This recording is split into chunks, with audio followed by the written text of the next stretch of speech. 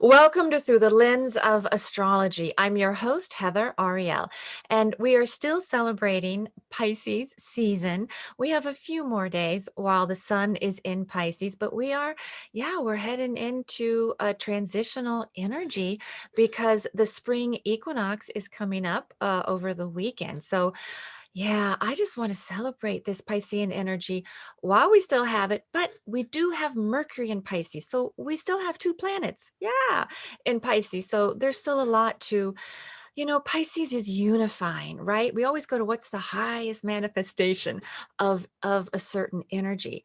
And it's the unifying energy, and it is empathetic. So we want to, feel deeply. It is water. We want to feel deeply and connect, right? In a real human emotional way. So we're gonna do that today. And then we also have energy in Aquarius, Venus and Mars, the love planets. And if you've missed some of the recent shows, you can check them out and catch up on Heather Arielle's House of Astrology, my Facebook, my Instagram. You can check out my podcast, Astro Oracle, through the lens of astrology. And last week, I took Venus and Mars through two or three houses because you always want to know where the planets are transiting, especially Mars, because it makes things happen. It's the warrior energy.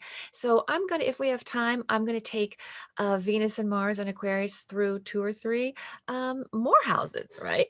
We have 12 houses altogether. So I'll try to do a couple of houses each week then you can sort of feel, well, what's going on in your chart? Because remember, astrology is symbolic. So we got to work a little to make it personal to us, right? Yeah. And it's also cyclical. So we tend to respond very similarly to same transit. So that's what it's like, oh, yeah, okay, Mars is in my second house. Okay, that's right. This is what that feels like. This is what we have a little extra energy to do. And then, there's been so much uh, talk of freedom, right? So many rights are being restricted, and wars are going on, and freedom of speech and books are being banned. And so and I did a little freedom of speech through astrology, because of course this is through the lens of astrology. So that's part of my job, is to say, well, okay, what's the astrology of that, right? This is the astrology of this. So, Sagittarius and Aquarius energy, have a lot to do with that. So you can check that out on a couple shows I did.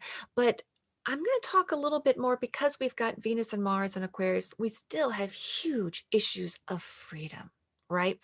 And and then that also kind of, goes into power plays, because there are huge power plays going on. And I did a David and Goliath oracle card spread last week about how can we empower ourselves. But this show, whatever the energy is, whatever's going on right now, I'm going to bring that in and try to pull things in to highlight the astrology that's going on. But in addition, I want to talk about a business chart and event charts, because part of the show, there's a chart through the lens of astrology when I did my first show. And so whenever you're looking at an event or at a business, you want to look at the energy that when you first started that chart, because that's also saying what we're going to talk about. And my tagline is enjoy and embrace transformation. Transformation is what I'm all about, and it's what I think astrology is a tool for transformation. And that's what I think, we got to find tools to help us grow and transform. And I feel that's where, happiness lies and love lies. And so, that's what I'm all about, because I'm Scorpio rising. So if you got Scorpio in your chart, that's probably going to be, things like truth and the phoenix rising from the ashes, and shining a light on taboo subjects, and what's really going on, and getting to the root of something, right? Okay. So these are Scorpio Plutonian issues. If you've got Pluto is aspecting parts of your chart, if you got eighth house planets, right? And so I have those qualities, so that appeals to me. And then what I put in my chart, the business chart, there's a powerful Pluto Mars square in the through the lens of astrology chart. So, and I saw a lot of things this week that really resonated with that theme. So because it is in the chart for Through the Lens of Astrology. I'm always going to be talking about that, and I will bring that in as well. Yeah. So, but okay, all right. So Sun in Pisces, it's magic time. It's just such magical. It's the Harry Potter energy, right? So yeah, you still get your wand, you know. We still get to like have the little Harry Potter magic, and it's like dream. It's utopian energy. It's dare to dream, dare to imagine a utopian society where people are full of love and there's unification, right? Because it is true, if you cut yourself, I bleed. Whether you realize that or not, if anyone is suffering, you are suffering because you're lowering any suffering lowers the consciousness of the entire planet. Okay. So no matter how good you think you got it, if people are suffering somewhere, you don't have it as good as you could, as you should have it, or as you could. Okay. So that's what it's like. There's a moment now. It's like, let's dream. Let's say, okay, what do we have to do? What are some actions? When I did the Sun in Pisces Oracle card spread, what are some actions we can take to unify groups? Right? It's like the Rockettes. You all get in line. Pisces is, you don't know where one thing ends and the next thing begins. It's like you see the Rockettes and they're like, there's synchronized swimming, Esther Williams. It's the same thing. It's, you form a group that is so beautifully blended that the group then forms a whole. So it's very, that's why we say it is the most unifying energy. It's transcendent. It's connected to meditation, to the ethereal plane, to spirituality, to deep creativity, and to dreaming, right? And to the ideal. And sometimes, we're so practical and we don't even allow ourselves to imagine the ideal of, well, what would we really like to be doing? What are the people? Who are the people we'd really like to be doing it with? We don't even dare to ask those questions sometimes. So with Pisces, at least it's like ask them. And of course, then we need practical plans to make things happen, right? Because we got to turn dreams into reality. Yeah, yada, yada, yada, of course. But okay, let's dream though. All right. So now, okay, so some things to think about. I wanted to bring up so the combination of the Sun in Pisces, and then we've got the beautiful Venus, Mars, and Aquarius. It's reform energy, it's humanitarian, and it is finding alternative and unique approaches to make life better, right? And it's finding your own way. Yeah.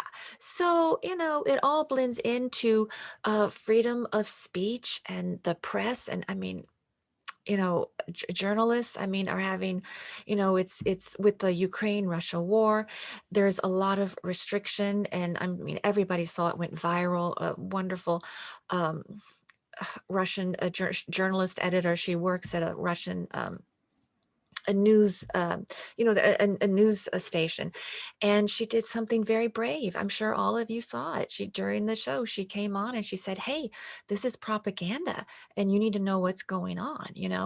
And so this kind of, we need the freedom of speech. We forget how dangerous it is, right? We forget how, uh, if we don't have it, what happens, and what happens to people who try to speak the truth, right? And we're so polarized in this country. Books are being banned. I mean, in this country, books are being banned. Okay. So it's like we really criticize, certain countries, but like we got to look in our own backyard as well, you know? And, so that's why I'm always talking about tolerance, about, really saying it's like, do the right thing, right? We're all very different. It's what makes America amazing. But we have to either blend like Pisces, or we have to coexist like the Aquarian model. We got to do one or the other. Because if we don't, and when we don't, that's when Chinua Achebe, that's when things fall apart, man. Okay. So, with the beautiful energy in Pisces and Aquarius, let's really aspire and, aspire to transcend to that highest level. And and do that. So I'm going to read a little bit. I've been reading Hillary Clinton's wonderful book, and I'm just going to just read a little bit from that and read a little bit from a Robert Kennedy uh, speech she gave in Cape Town, South Africa, that is just pure poetry. I mean, you've all heard him. He was an amazing speaker, but the writing, I mean, it's just there's a poetic expression that, and whenever we have, and that's also Pisces. Pisces is finding a poetic expression, right? How can we say something in a way that it elevates when it's like that? And then Aquarius is like, find a unique approach, a unique way. So those are really, good energy. And he had Jupiter, Bobby Kennedy had Jupiter in a very prominent spot in his chart that basically gave him hope. When you have Jupiter in certain places in your chart, you have a little extra optimism, a little extra hope that you can actually get something done. And I'll tell you, the US chart has a Sagittarius ascendant. I talk about that a lot. And I gave a Sag ascendant to through the lens of astrology chart. And it has a Sag moon because Sag is connected to Jupiter. It's hope, it's optimism, it's message. It's having a message, sharing your message. Beliefs matter. Okay, so all right, let's see. So I made a couple notes. Yeah, and we're going to do, oh, yeah, and I'm going to do an oracle card spread where, let's just to celebrate that Pisces energy. I want to pick a few cards, just like, let's get a little extra energy into to what can we do to unify, right? To unify and to coexist. Yeah, let's get a little bit of energy. And I'm also going to revisit that David and Goliath spread I did because we gotta empower ourselves and yeah, and do that. So, oh yeah, okay. So the books. Well, thinking about that. Oh yeah, because I saw James Patterson and Dolly Parton, and oh my gosh, he had a cap on that said "Make America Read Again," and I just love that. And then, yeah, and then I just saw them on oh, Trevor Noah, yeah, and Dolly Parton has a stellium in Virgo. Okay, Virgo I talked about last week is deals with craft and writing. It's beautiful for that. It's beautiful for crafting energy. And it's very about being of service. And it's also just something, it's the midheaven. I chose it as the midheaven for through the lens of astrology. So that also information that I bring you is a way for that maybe I can be of service to you, and that if you take it into the world, you can be of service. That Virgo energy is that. But yeah, and apparently like she's so humble. She wasn't like they asked her to be part of the Hall of Fame, the Rock and Roll Hall of Fame, and she's like too humble to, and I just thought that's just amazing, that she's like, I don't care about awards. That can be very Virgo. It's like she wants to do the work, perfect it, and that it's not about the, getting the praise. But she has a book club for children, and she makes sure that children get books. And so I have my uncle was a librarian. My aunt got a master's in library science. And so, libraries, I go to the library all the time. I get books from the library, I get DVDs. So, it's really important, books and reading and making books available, right? Knowledge and things like that. So, I mean, yeah, I'm very concerned with all the banning. One thing I'm going to do is I'm going to get the little list of banned books. I'm going to start to just every week, we're going to highlight a banned book and just say, hey, everybody, look at some of this. I'm going to read from them. I'm going to highlight because we need to be connecting. And yeah, we need to be connecting to that. Now, um, okay, oh my gosh. Okay, yeah. And the other thing, there was something really beautiful. I saw a documentary about Kim Wall, and she was a Danish journalist. Or you know what? No, no, she was in Denmark. I think she may have been Swedish. I'll look that up. But she was a journalist, and she went to interview this inventor named Peter. Um, and he had a submarine. I'm sure you all heard about it. And he ended up murdering her.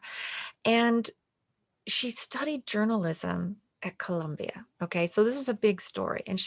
But what was amazing is that the the journalist professor who taught her was saying, what Kim was really good at is that when you go after a story, do you try to control the story, or do you allow yourself to discover the story? Go in with certain questions. And he said that this is, I mean, obviously that's what you're supposed to do in journalism, right? And that was something that she was really good at. And so I just thought, let's highlight that because it made me think about something of just how important it is of that we think we know something and we can ask leading questions, right? We can like sort of control or manipulate data or the way we present something, right? And it's like, how can we say, I think I know this, but you know what? I'm going to ask these questions and I'm going to do a check-in to say, okay, am I just being told what I want to hear, or am I really allowing myself to hear what's really going on? Even if it takes me to a dangerous place, to a shocking place, to a place where then I have to say, oh, I got that wrong, And so that is, what we need. That's why we need the press, but that's why we need real the freedom of speech, the freedom of press. We need to be allowed to ask incredibly difficult questions and support people who then come up with the incredibly um difficult answers that allow us to say, oh, okay, this is what's going on. All right, this is what's going on. So I just thought with all of the restrictions and the banning, I was very moved by that and reminded of that. And I just thought, you know, that's pretty important. Okay, now I want to talk a little bit about the astrology, okay? The astrology of power plays, bringing it into, what can we do with that? And that, it's the Pluto Mars in a business chart, okay? So if you're looking at an event you're going to, if you're looking at that, you want to say not only what is the energy in that chart, but what is your energy? And is it in alignment with that? Or does it go against that? Okay, because you want to support it. So as I said, I'm Scorpio rising, and then in the chart for through the lens of astrology, which is it's an event show chart, right? Pluto is in a very is squares Mars. That is, I mean, incredibly powerful, but a little scary. But I can take it because I'm Scorpio rising. But that is like it does mean the show can attract power plays. I can attract power plays. I've been attracting power plays my whole life, okay? Because that happens. If you got Scorpio in your chart, you're gonna have life and death deals. You're gonna have people try to, you're gonna have you know, yeah, you're going to have secrets and come face to face with real taboo subjects, even, things like suicide, depression, sexual abuse. Okay. All of that. So, you know, I I deal in that world, okay? So I built it into the chart, but these are the things that you want to look at when you're thinking of a wedding chart or you're thinking of a business chart. You're thinking of these things, so that you can then embrace the energy and then to make sure that your energy supports it. And if it doesn't, well, then you got to become really aware of that. So then you can be like, "Ooh, I got all this beautiful Libra. We got to stay in balance. I don't want to get out of balance." And then you got to deal with a Pluto square Mars, and you that might not be so pleasant. Okay, so you got to be ready for that.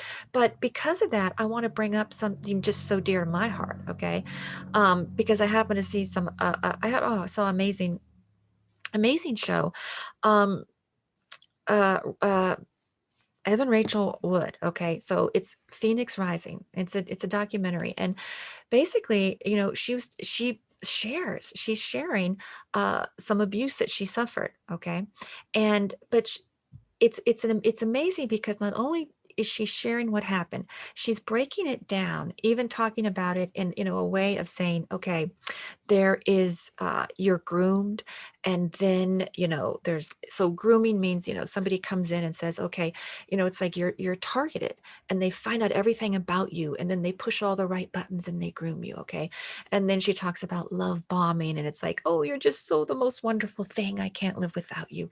And then there's the isolation, right? And so she breaks down how abuse happens, right? How, because we blame the victim, right? We often blame the victim because we think, well, I would never be caught in that situation. And we have to always remember there are so many steps.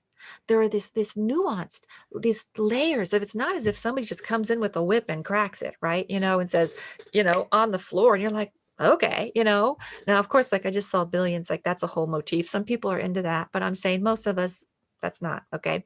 So there's like nuanced, there's like little by little, right? It's like the frog that goes in the water and starts to boil. It's like if you get thrown into boiling water, you're going to jump out. But if it's like, oh, this is great. Oh, this is lovely. And then it's like, oh, it's a little warm. It's a little warm. And then you're like, oh my gosh. Okay. So we got to be sensitive to that, of the cycle of violence, right? So it's very, I like how she describes that, but also, she inspires. This is really important, because boy, can it be depressing, right? When we're hearing these horrific stories of rape. And I mean, she was poisoned. I mean, poisoned. She was drugged. I said she was drugged. That's also very Pisces, okay, to be drugged. And what Cosby did, drugging, poisoning, that is connected to Pisces, but it's so horrifying. So, but she embraced the reform aspect, and that is connected to Aquarius. And we've got that Aquarius energy. It's a great example of what you can do, okay? Because we can go into revenge mode, right? Or we can go into reform mode, right?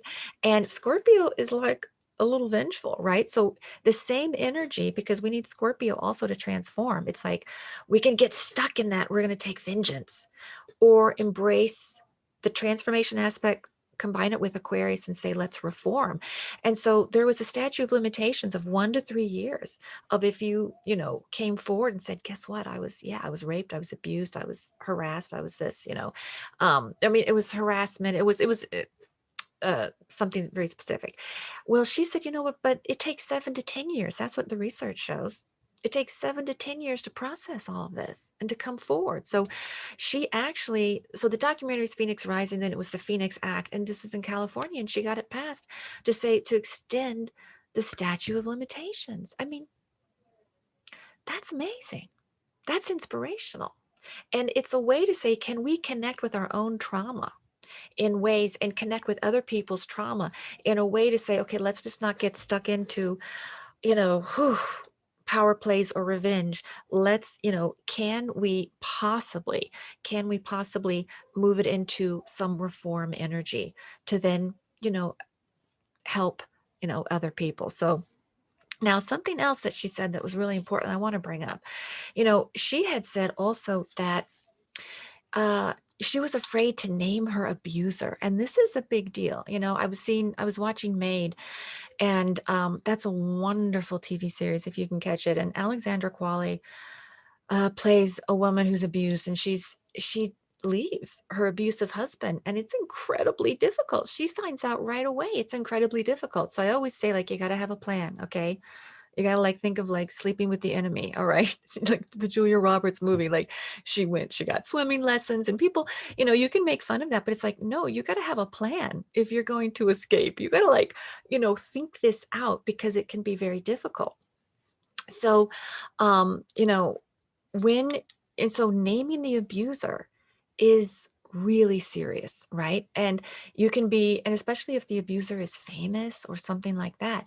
So I always say, um, there's pressure on people to do that, but you also have to think about when the abuser dies, right? Then you're like, okay, now the person can do it. Well, but does that person have people still alive who would almost do anything to protect the reputation of the abuser? Because if they do, guess what? That's going to be just as, you've got to be prepared. I'm not saying don't name, but I'm saying make sure that if somebody comes to you with a story of abuse, that you are sensitive to that, and that you allow um, the person to tell uh, his or her story, right? We're using their now, so their story. Okay. It's really important that survivors are allowed to speak for themselves. And, um, if you have no right to name someone's abuser, right?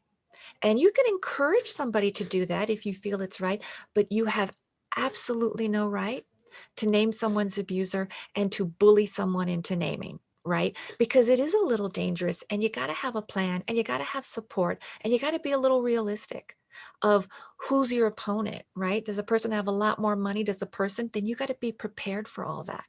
What is the person willing to do? Is the person willing to break laws, to torture you, to hurt you, to do things, just to protect a reputation of someone who harmed you? You just got to think things through. So if you think you're helping someone, just make sure that you really are and that you're not exposing them in a way that they should not be exposed, right? And that's Scorpio energy is connected to privacy, to secrets. And we're all allowed to have some secrets, right? Especially if it's about our own personal trauma, because there is the cocoon butterfly phase, all right? And you need to allow, that energy when somebody is ready, it's wonderful. And Evan Rachel Wood, I mean, that's just fantastic that she was, and it's amazing that she's at that place. But we have to be really supportive to then help people who have suffered such horrible trauma to arrive at that place. I'm even thinking of this movie No Exit I saw. You think, okay, this is just like a silly horror movie. But you know what? This pearl of wisdom was in that movie. Somebody revealed something very traumatic about somebody, and the character said, that was not your story to tell, you know? So let's have respect and think about the stories, the stories that we have the right to tell and the ones we don't. And so because there is nuance and there is this facet. And also, people don't think things through, you know, power plays. This is when you have Scorpio in your chart. This is why we need you to really speak up, because this is the step that projects and relationships won't skip then. If you've got a strong Pluto or you've got Scorpio, we need you to say, hey, but there's tremendous power plays here. This person's going to lose leverage for this or for that. We got to be careful. Okay. Yeah. So, we need that in order to transform, right? And we need that. So, yeah. So I just felt that was really powerful, and it was connected to something that I do that is important to me and is important to the energy I'm looking up, because I'm looking at my chart. I have the business chart for Through the Lens of Astrology on my wall. So that's why it's like I'm kind of like looking at that chart saying, oh yeah, I built this energy in. So that's why I talk about this regardless of what is going on. You tune into me, you're going to hear this type of message. Yeah, it's built into the chart. Then, the other thing about choice. Choice is so important. Choice is part of freedom. Something really beautiful. Now, I quoted from just a masterpiece of a movie. Okay. Terrence Stamp plays this character, Wilson, in The Limey. Okay. Everybody's got to see it. It's just a masterpiece. And I quote a Steven Soderbergh movie. And I quoted something that the character Wilson sang at the end about freedom and about feeling loved. And, he said, when he really felt loved is when he felt free. And I even talked about, Venus in Sagittarius. Well, we have Venus in Aquarius that is connected, and Venus is love.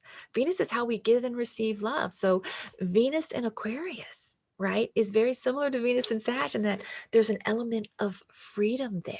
Okay. But what I love is that with all this idea of freedom, that's why freedom is so important on any level. It is a fundamental way of feeling loved, right? And the Aquarius aspect is the freedom to be your unique, eccentric, one of a kind self. Aquarius is unique energy. It's, sometimes it's called the oddball energy. It's the people who stand out that we're like, I mean, so we want to say, it's like, we want to embrace that and say, yeah, man, you're not like anyone else. That's awesome. Okay. And so Venus in Aquarius is loving the most original parts in someone, yourself and in someone else, and attracting someone in. Right. So Venus in Aquarius right now, and if you got it in your chart, it really is, generally, unless there's a lot of stress in the chart, if you got that, you're gonna love the person you really love. You're going to feel free to say, this person may be 20 years younger or 20 years older, and you're going to be like, I don't care. This person could, it could be shocking everybody that, but it's because for love. It's not, with other signs or with other things, you could be like, oh, they're together for the money or for this or for that. But with Venus and Aquarius, you'd be like, no, that person loves that person because it attracts genius, and you fall in love with originality, genius, and just you don't have that societal conformity desire. You don't have the societal desire to conform. Say that a little better. And so generally, so that's the energy right now. So like whatever energy your Venus is in, let's kind of step into that beautiful energy because it's in the sky. And if you've got Venus in Aquarius, celebrate that about you, because generally that creates those relationships. And then remind people, they give you a hard time, like that's part of what you show by then. And by the people who have Venus in Aquarius forming truly original, even shocking partnerships, they then inspire others to be more tolerant, they then stretch the boundaries of what's acceptable, because a lot of us have this narrow path, and then they'll be like, well, no, I love this person, I'm going to go with this person, and people are like, oh my gosh, and then like, well, maybe I'm not as narrow as I want to be, so we need you. That's why I talk about Aquarius pushes boundaries. It makes us all question our cultural imprint, right? The societal pressure to conform, to then say, well, sometimes, yeah, we want to conform, and then other times we don't, right? And we don't want to be rebels without a cause. We don't just want to be cantankerous. We want to have, we want to have a cause. But that's what we need. And so the Venus and Aquarius folk do that through their love choices, right? And even how they deal with their money. It could be Bitcoin, like they become experts on technology because it deals with science and technology too. And Venus is money as well. So, okay. So think about that. Now we also have Mars in Aquarius. That's sexual desire as well as aggression and assertion. So take actions, take alternative, unique approaches with Mars in Aquarius, uh, unique ways to benefit the group, right? It's also desire. It's also, yeah, they're gonna have.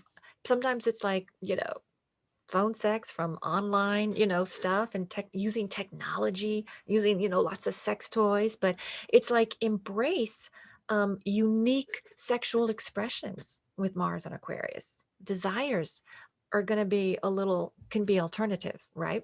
So, so wherever you combine the energy of Aquarius and then you put it to Venus or you put it to Mars, you put it to whatever planet, right?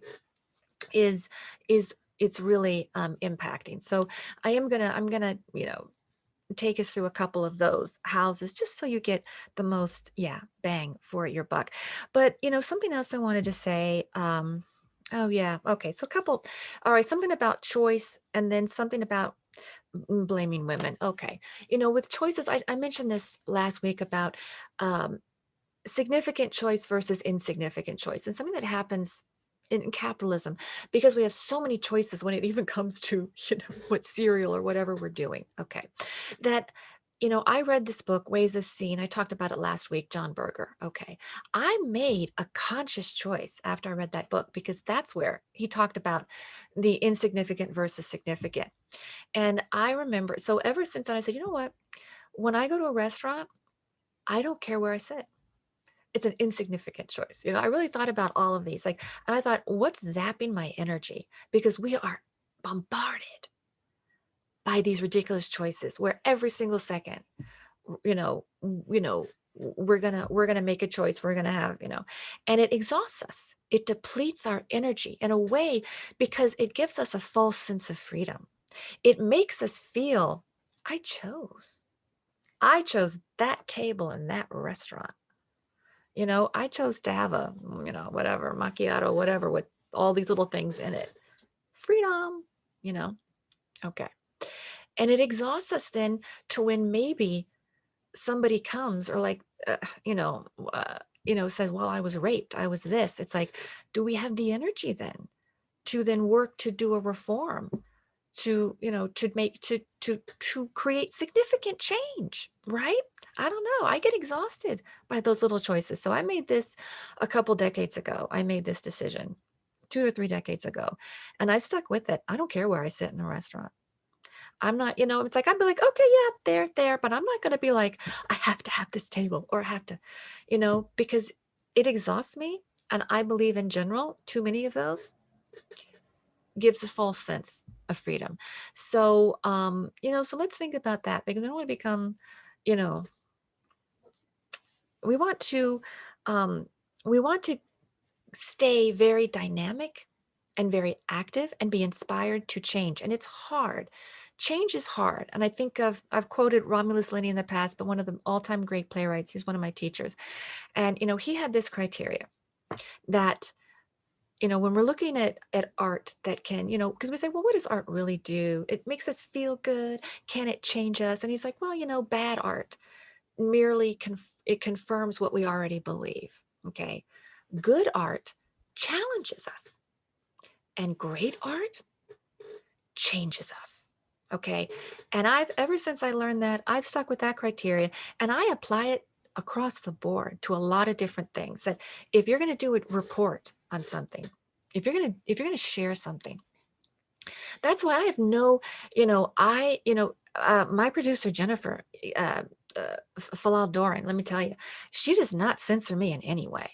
Okay, there is complete freedom of speech on her station, Bowler. I can say whatever I want, and we don't share all opinions. And she has never once said, "Don't say that, don't do that." She's never, no, she doesn't do that. And so, this idea of, you know, we need the energy, right, to make those significant choices. So then we can then, you know, share share our truths, right? Okay. And so I talked about, something that changes us with art. And then I, apply it to other things as I always say this about John Oliver, that, he'll talk about something that I think, oh, I kind of know about that already, and I really, I know about that. And he did this with college sports, maybe, I don't know, several years ago. Um, and like 1 to 3 years ago he did this, but it was like I wasn't as sympathetic as I needed to be. I didn't understand all the complexities, and they deserve, they don't get paid what they need to get paid. All these people are making money off of them, and I didn't understand. I was a little harsh on that. And so if you do the right type of reporting, then all of a sudden it can change your opinion on a topic. Or, I saw the movie Concussion, and I talk about this with Will Smith, and he plays this doctor who really figured out that if you get too many concussions, it causes this certain brain damage, right? And I was like, oh, okay. It's like certain, when you see that certain things, the way that they're portrayed or done, if it can change your opinion, right, then that is truly a great thing. And that's what we have to strive for, that we are so connected to truth that we can do something that then inspires that change. Okay. Now, all right. So one other thing I wanted to say, because I'm going to take Venus and Mars through a few houses. We're going to do a nice, rejuvenating, unifying oracle card spread. Yeah. But just another thing about, women, and because this is something that even Trevor Noah talked about. So I'm only getting this from the Daily Show. I've not read this. So if he's wrong, then I'm wrong. But is something about that Kim Kardashian is being harassed, okay? And by her former husband, and how hard it is, even when somebody is as famous and as rich, that is a difficult situation. And it did make me think of, and it is really true. But it made me think of Gwyneth Paltrow, because I remember when the whole Harvey Weinstein thing was happening, and she did come out and say, "Oh, I was, yeah, I that happened to me too," and we're thinking, she's very powerful parents, right? Her godfather's Steven Spielberg, right? And she was famous at that point, right? Well, I mean, she was becoming famous, I guess, but it just shows. It's so, we never blame the woman. Okay. I don't care how much money she has. I don't care how famous she is. We don't do that on any level, because there is systemic sexism. Okay. And there is systemic sexism that, you know, it makes it really hard. And then, of course, if you don't have any money and you don't have any resources, and then it's going to be harder. But it's hard. It's always going to be hard to combat the systemic sexism. And I just thought that was a good point. When he said that, I was like, yeah. And it made me think of Gwyneth Paltrow and that, um, and what do? You do the best you can.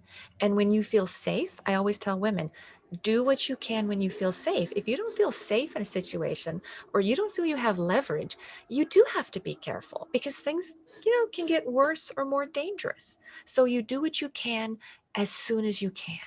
And we don't blame, and we don't say you should have done it this or you should have done it that, because it's a dangerous area, and we have to allow people to make we have to allow women to make those decisions for themselves.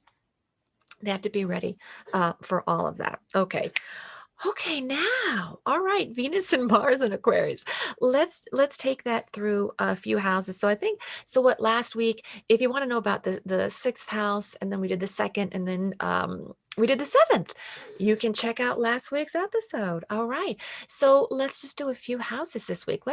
Because we're getting ready for the spring equinox, which ushers Aries energy.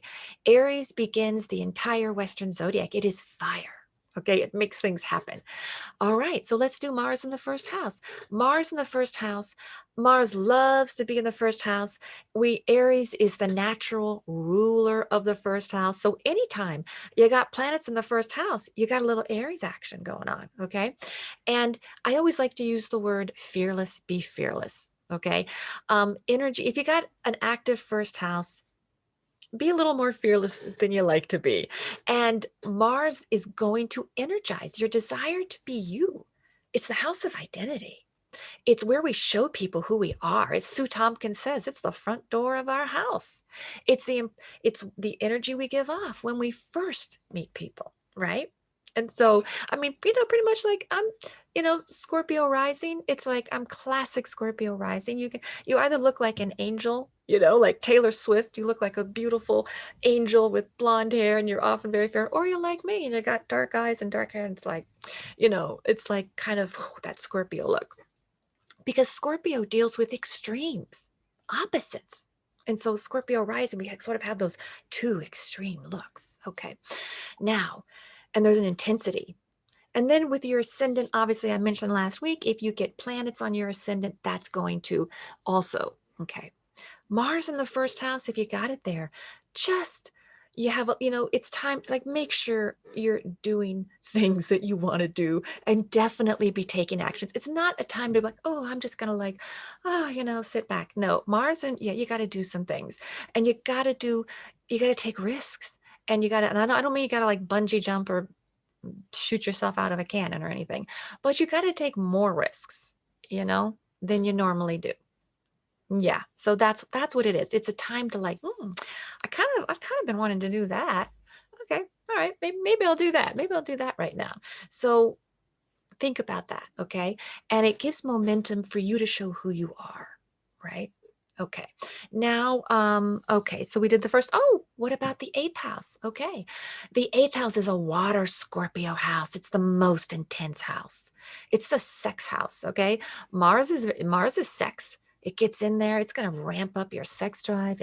It's also about obsession. It can fuel some just intensity, and it's already an intense house. Highest manifestation of that house is transformation. You can have some intense therapy sessions. Be like, oh, we went really deep there. Okay. It's also the house of joint resources. You could become energized to sort them out, to sort of say, yeah, okay, what money are you putting in? And I'm putting this money, or let's do this with our money. Okay. You have a little more energy to do that. Mars and Aquarius, again, that could be through technology, through online, and technology and science is gonna kind of incorporate all of that.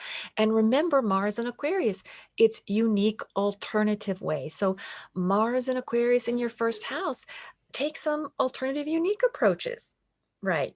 To revealing, to taking a risk, right? It could be like an alternative approach is get intimate. Tell somebody how you really feel. That's kind of like a unique, that's something that you don't normally consider to be fearless. But it could be if you're very reserved, right? And very like this, then that's being fearless for you, right? Okay. And it's also allow yourself to, um, be who you are. Mars and Aquarius, you take actions that reveal you, regardless of what society wants. Okay, regardless of what your partner or family wants. So also think about that in the first house. You may reveal your identity and say, well, I'm gonna dye my hair, whatever, purple or blue, or I'm gonna, do this. Okay.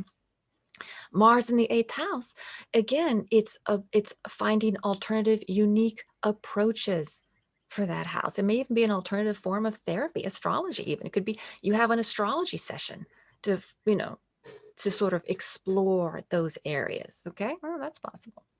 Then, astrology I'll say one more thing about them. I'll say the third house and then I'll do the 11th house. And you know what? I'm going to do the 11th because a card popped out when I was shuffling and the 11th house popped out to sort of Uber over all of this. That's the Aquarian house. Uranus is connected. And that's James Taylor. You've got a friend. So it is the house of friends. Friends can be of benefit when this card surfaces in a reading. But this is the house of hopes and dreams. Okay. And it's also the house of organizations to which you belong. Okay. So this is kind of over the whole reading. So I'm going to take, Mars and Aquarius in the 11th house.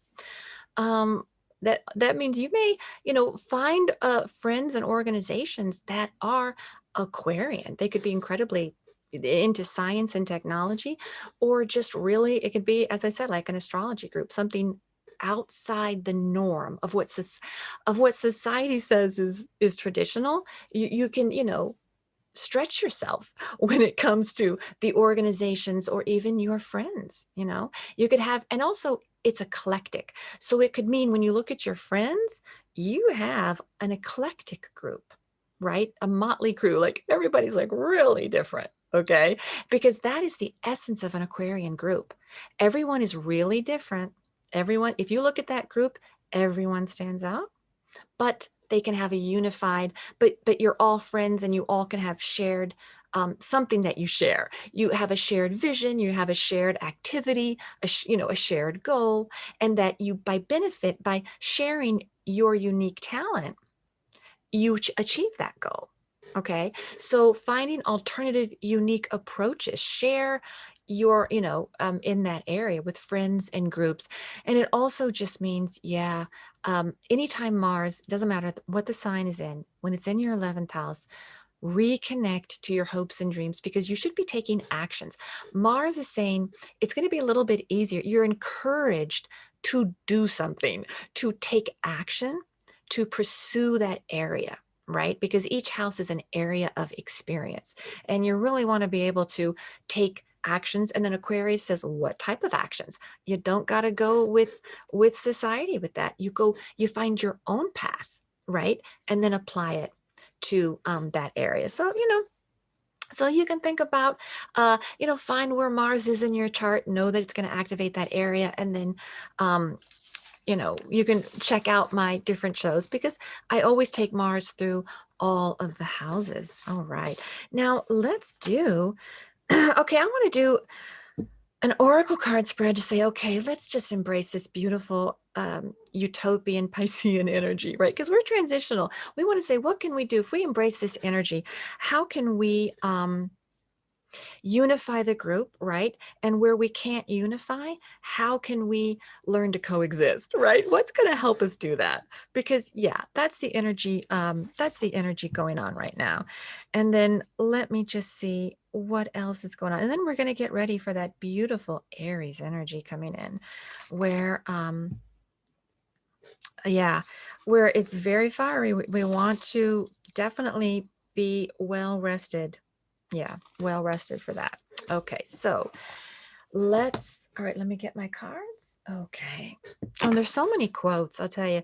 I don't normally write down quotes, but people have been saying such moving things. As I'm shuffling, I'll share some quotes. And this is from, oh gosh, I hope I said the name right. Alia Chandra. And, she's in Ukraine. She works for what? What did I write down? Oh, Euro Maiden Press. Okay. And she dropped her kids off.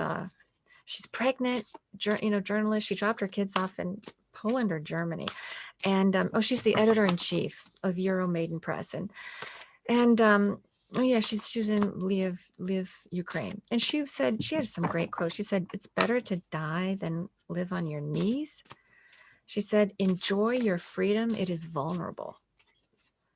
So this whole freedom, it's so important. We got to do everything we can to be free and to make sure that others who aren't free are free.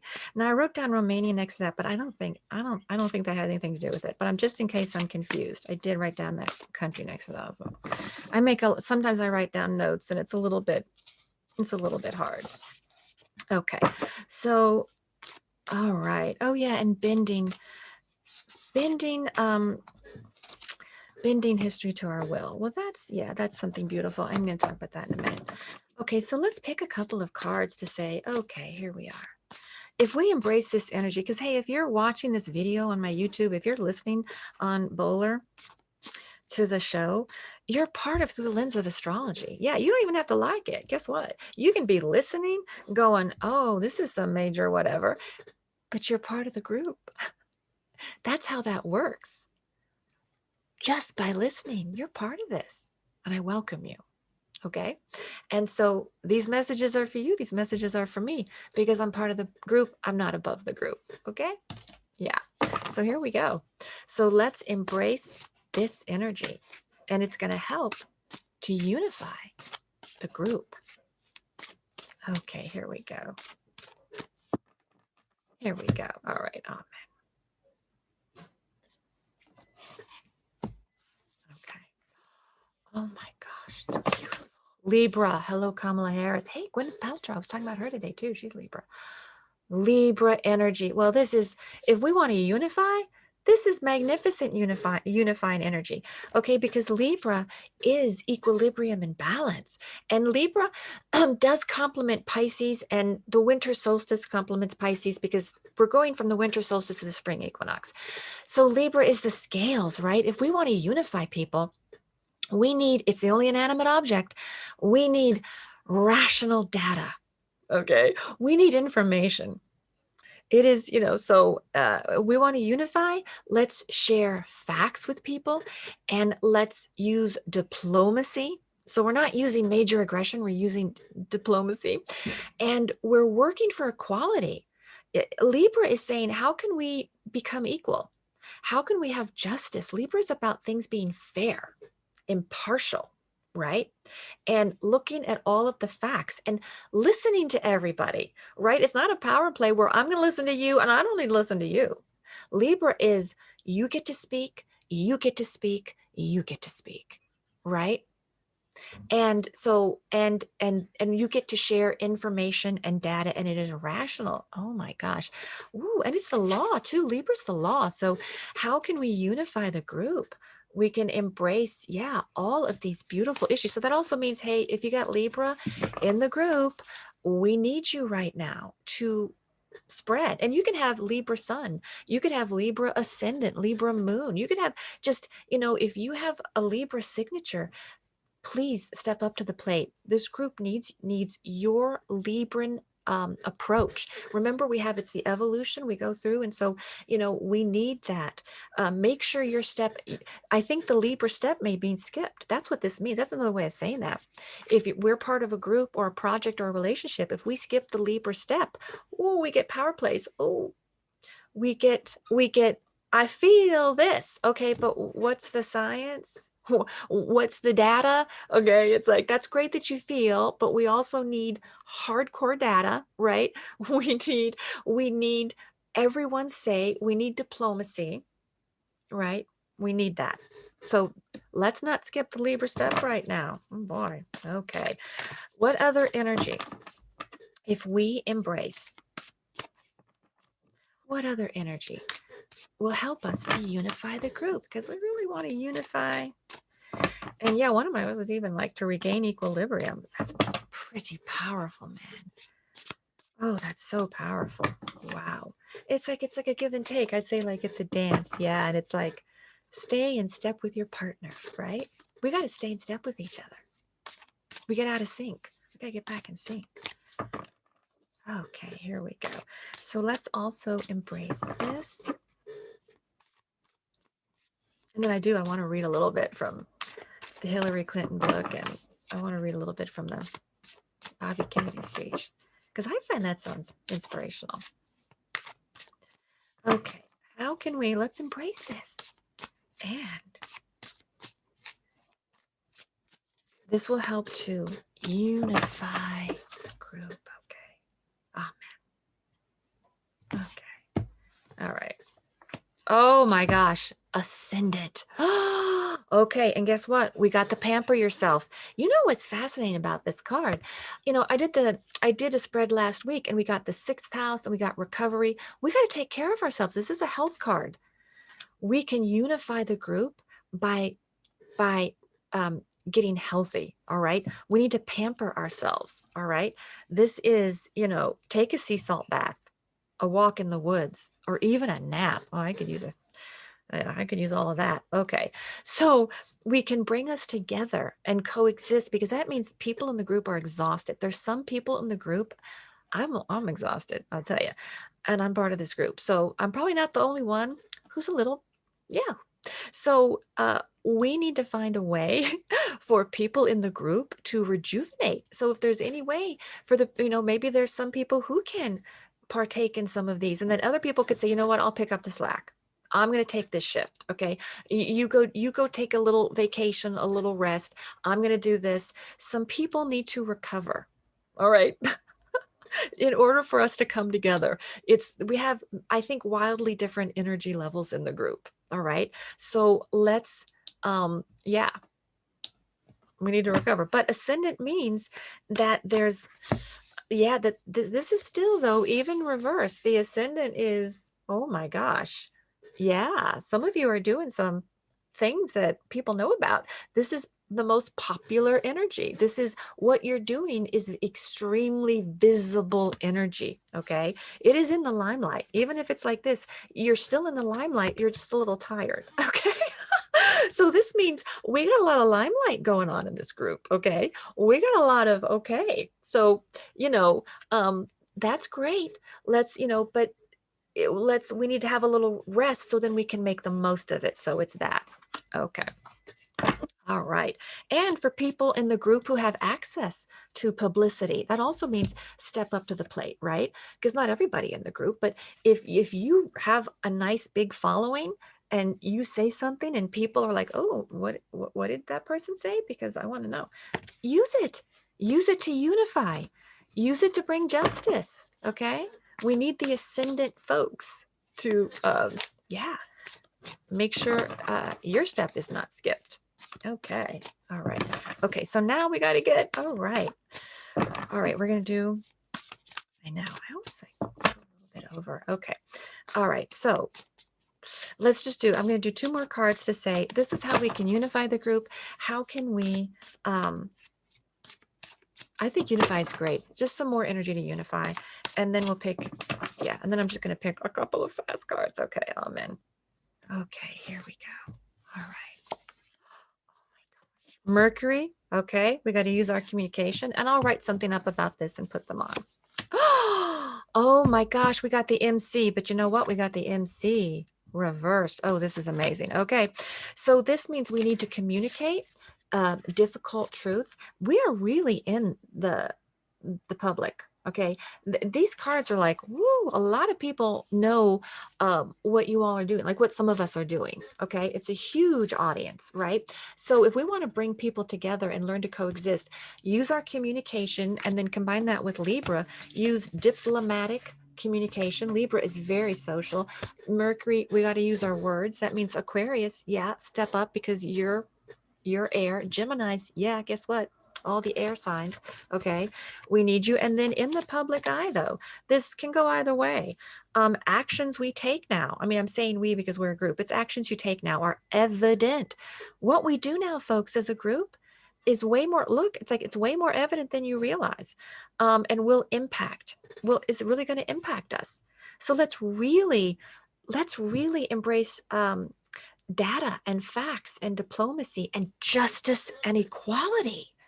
Yeah, and use our communication and heal. And if you've got a nice platform, use it. Use it to speak a beautiful Libra communication and that. Oh my gosh. Okay. All right. Now, okay. So now what we're going to do. Okay. Now I'll tell you, the power plays, it's like fighting for justice, you know, huge things can happen, right? But you just want to make sure that it happens not for ridiculous reasons like revenge, but to bring equality, right? To right a situation that's wrong. Libra can right a situation that is wrong through even huge drastic measures. Okay. All right, let's just pick. All right, I'm going to pick a couple more. Right. Oh, man. Okay. Because I also want to pick. All right, you know what? Let's just pick. I'm going to pick this for that. Oh my gosh. All right.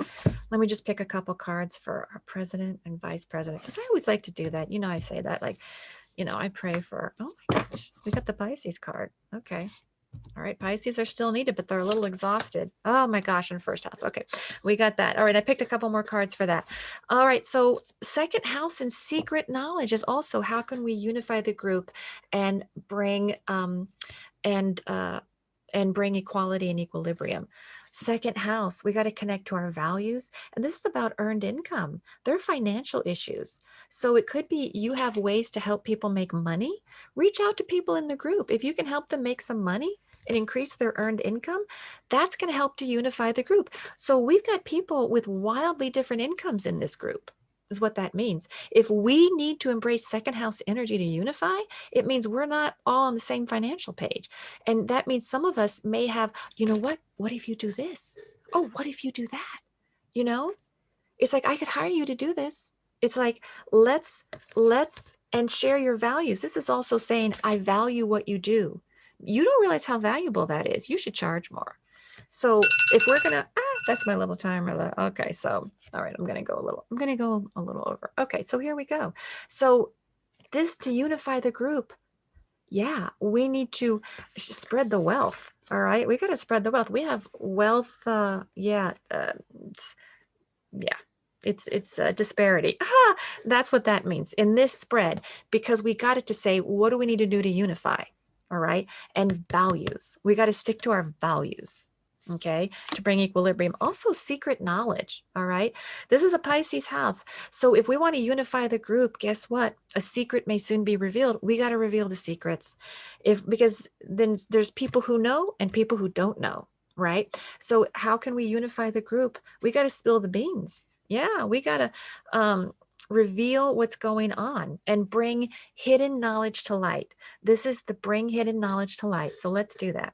If you've got some hidden knowledge that you think can help to unify the group, right, then please bring that forward. That is this message.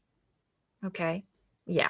So these are beautiful messages, and I'm going to put this up on my social media, and I'm going to write about this because I am, whoa, I'm always amazed. I'm part of the group. I look forward to these messages. I take these messages to heart. I can't even believe those messages. I mean, that's like amazing. I'm going to really try to follow them. So, okay. We're going to be diplomatic. We're going to recover. We're going to use our communication, and we're going to do what we can to bring hidden knowledge to light and to make sure everybody, if we can help somebody financially, we're going to do that, and know that what we're doing is very, very public. Okay. Now, and we want to help our president and vice president. Okay. We got Pisces. All right. But Pisces reverse means, we can get a little depressed or it's a little like Jupiter reversed. We're like, well, I don't know. Can we really do something? Yes, we can. Dream, be creative. Okay. Believe. This is beautiful visionary energy, and take care of yourself. If we want to help people, we got to be healthy. Do some yoga, do some walking, find those ways to relieve stress and take Piscean actions. Guess what? What's the major Piscean action? Yeah. Unification. What's the whole Piscean spread that we just did? How to unify. So if we want to put positive energy and help the president and vice president, let's put unifying energy into the world as the spread that I just did. That means we need Pisces. Pisces, yeah, we really need you. You got to keep doing your thing, okay? And then the first house, first house is we have to you know, um be leaders. It is a leader house because it's individual initiative. It's saying, guess what? I think, what if we do this? It's not just sitting back saying, well, I have an idea, but I don't know. I don't think I'm gonna, No. What are you thinking? What's your idea? Individual initiative can inspire other people, but it's also saying take care of yourself, because there's some messages saying that we're a little run down, and that how can we help people, right? If sometimes we have to help ourselves before we help others. Okay. Now I'm just gonna go over a few minutes. Okay. I just wanted to read just a couple of, fun things, just so you get a details of the Hillary Clinton book, because there were some things of just so you can have a flavor in case you want to get it. And if you know about it, I mean, it's called State of Terror. And, the character, Ellen Adams, she's a Secretary of State. Okay. So yeah, we all know it's based on, that's yeah, she of course was Secretary of State. But there are some, I like fun things where people do codes and things like that. And there's one part where I'll just read this little part so you have a little flavor. So somebody is saying this about another character, is saying why she assumed, because Ellen Adams does not have a very good relationship with the president in the book. Okay. So this is another character's take on that. So it says, this character had assumed the president disliked Ellen Adams because she'd used her media might to support her rival for the party nomination. In the process, she'd humiliated Doug Williams at every opportunity, belittling him, painting him as incompetent, manipulative, unready, a coward. She'd even created a contest inviting readers to come up with anagrams for his name. Doug Williams became Aglow Dim Lewis. And after his loss in the Iowa caucus, Glum Iowa slid. The anagrams still followed President Williams around, muttered in stage whispers by his political enemies, of which Ellen Adams had been one. And it seemed her elevation to Secretary of State might not have changed anything. I'll go mud swill. Now, Stenhauser, that character, realized she'd been so focused on her boss, she hadn't stopped to wonder why Adams disliked Williams so much. Watching them, she realized she'd underestimated the feelings. It wasn't mere dislike. It wasn't even anger that filled the Oval Office. It was a hatred so strong, the chief of staff half expected the windows to be blown out by the force of it. So, there's a lot going on. That's a tiny little passage I read. You're going to get a lot of bang for your buck for this one. I love any kind of little word play. Okay, that's great. But talking about humiliation, talking about underestimating feelings, now, yeah, I just talked about all this Libra, and we need data, and we need all fact, of course, yes. But it's so important to, when we're dealing with those interpersonal relationships, never underestimate, right? When feelings, like, we often do that. And then it can have these major ramifications of what's going on, of even in something like that, like on every level of society, right? And we never humiliate people. There's always blowback, right?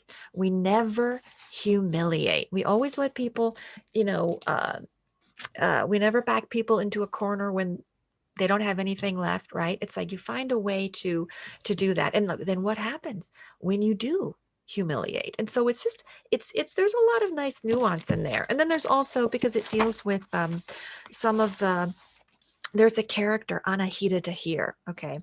And and people with that name, right, are still really struggling, and because there's a lot of racism and things. And this is just a nice little passage of of a little bit of what she deals with. She's being interrogated a little bit, and they're saying, and she says, well, I was born in Cleveland. You can check. So she's got this name, but we have to remember she was born in Cleveland. And it's beautiful where it says, Dahir from Dabir, Arabic meaning tutor, teacher, and Anahita from the Persian for healer, for wisdom. But it was no use telling them that. They'd stop listening after Persian, which translated into Iranian, which meant enemy. No, best to say nothing, though privately Anahita Dahir wondered if they weren't right, and they were not, in fact, on the same side. It was hard to believe she was allied with people like this. What's your ethnic background? The younger of the two demanded. My parents are from Lebanon, Beirut. They escaped during the Civil War and came here as refugees. I'm first generation. Muslim? Christian. Your parents? My father's Muslim, my mother's Christian. One of the reasons they had to leave, Christians were targeted. Who sent you the coded message? I have no idea. Okay, and so then the interrogation continues. But it's just like, we have all these assumptions, right? And we got to remember, okay? It's like born in Cleveland, and you think someone's a Muslim and they're a Christian, and then someone's a Christian who's a Muslim. We got to have tolerance, right? We've got to have all of that tolerance and love and allow for the complexity. And, allow for, I'm going to be reading whatever I'm reading, I'm probably going to be reading a little bit of it just because that's important. But one thing I want to read, because I did we talked about the freedom of speech and freedom. This is so beautiful. This is from the Bobby Kennedy speech. Okay, this is so beautiful. Okay, at the heart of that Western freedom and democracy, and this is from the speech he gave in Cape Town, South Africa, is the belief that the individual man, the child of God, is the touchstone of value, and all society, all groups and states exist for that person's benefit. Therefore, the enlargement of liberty for individual human beings must be the supreme goal and the abiding practice of any Western society.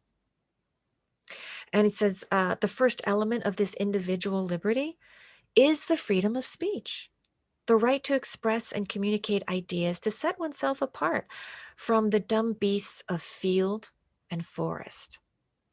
The right to recall governments to their duties and obligations.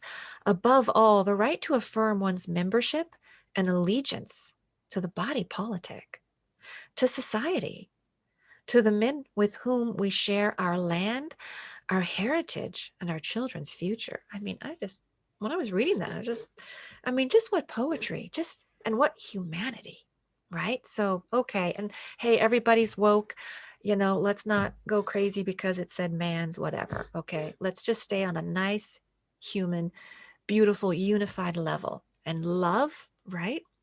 Okay. And as Russell Brand, he likes to sign off as stay free. I'm like, okay. So I'm going to add stay free, everybody. And my favorite, enjoy and embrace. Until next time. All right. Enjoy and embrace transformation.